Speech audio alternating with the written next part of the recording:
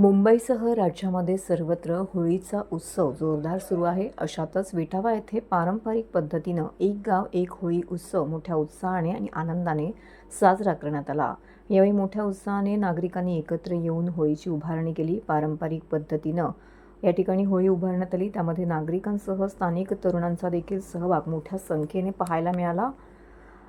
सायंकाळी आकर्षक अशी होळीची सजावट करण्यात आली होती। अत्यंत शिस्तबद्ध पद्धतीनं ही संपूर्ण सजावट या ठिकाणी करण्यात आली होती। त्यानंतर सायंकाळी मोठ्या संख्येने महिला वर्ग होळीच्या पूजेकरिता या ठिकाणी दाखल झालेला होता।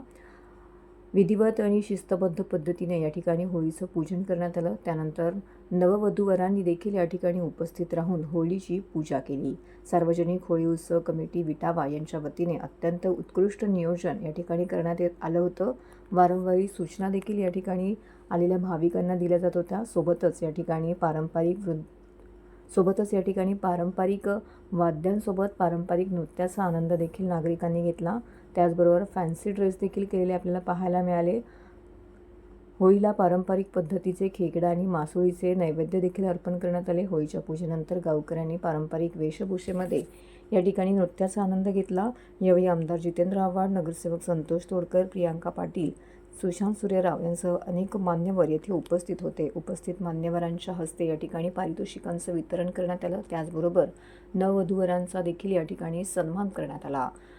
त्यानंतर होलिकेचं दहन केल्यानंतर मोठ्या उत्साहाने या ठिकाणी एक गाव एक होळी हा सोहळा संपन्न झाला।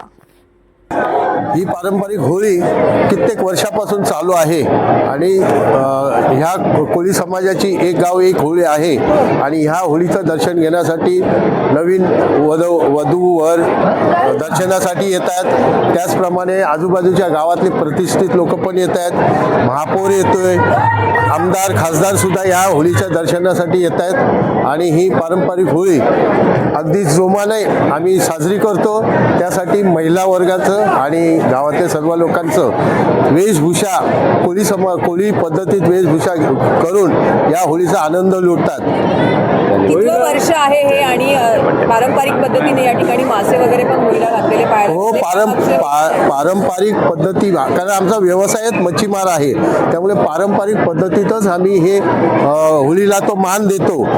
आणि ही आता मी किती वर्ष सांगू शकत नाही, कारण माझा जन्म नसेल त्याच्या आधीपासूनच ही होळी चालू आहे आणि ही एक गाव एक होळी या विठावामध्ये मला वाटतं आत्तापर्यंत ह्या इकडच्या परिसरामध्ये ही गाव होळी प्रसिद्ध आहे।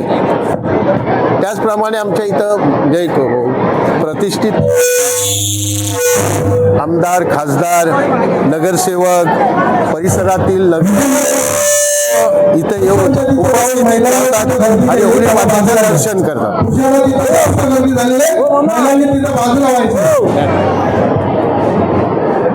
ही होळी जी आहे ही होळी तुम्ही कशा पद्धतीने, म्हणजे खेकडे असतात, मासे असतात, कशा पद्धतीने साजरी करतात? हे होळी आमची म्हणजे खेकडे, मासे, पुरणपोळी, करंज्या वगैरे सर्व नैवेद्य दाखवून आम्ही ही होळी साजरी करतो। आणि या होळीला कुठला लोक येतात आणि कोण कोण येतात? या होळीसाठी गावातील आमच्या मुली ज्या परगावात दिलेल्या ते सर्व जावई, त्याचप्रमाणे आजूबाजू परिसरातील प्रतिष्ठित लोक, आमदार येतात, खासदार येतात, महापौर येतात, उपमहापौर येतात आणि स्थानिक आमच्या इकडचे नगरसेवक सुद्धा येऊन या होळी मातेचं दर्शन करतात। सगळ्यांना होळीच्या मनपूर्वक शुभेच्छा। आमच्या विठावा कोळीवाड्यात आम्ही एक गाव एक होळी गेली अनेक वर्ष साजरा करीत आहोत आणि मला वाटतं गेल्या वर्षीपासून महिलांसाठी आट्यापाट्यांचे जे पारंपरिक गेम आहेत तेही आम्ही गेल्या वर्षीपासून चालू केलेत महिलांसाठी। मला सांगायला कौतुक वाटतं की आमच्या गावात आम्ही बऱ्याच जुन्या परंपरेचं जतन करतो, जसं रंगाची होळी खेळतो, आट्यापाट्यांचे कार्यक्रम घेतो महिलांसाठी, खाटला काढतात आमच्या इकडची मुलं। त्याच्यानंतर आजचा होळीचा उत्सव तो तुम्ही बघताच किती एकोप्याने सगळे साजरा करायला येतात। तर हेच सांगून मला हेच सांगायला अभिमान वाटेल की आमच्याकडे एक गाव एक होळी सगळेजण एकत्रित येऊन जोमाने साजरा करतात।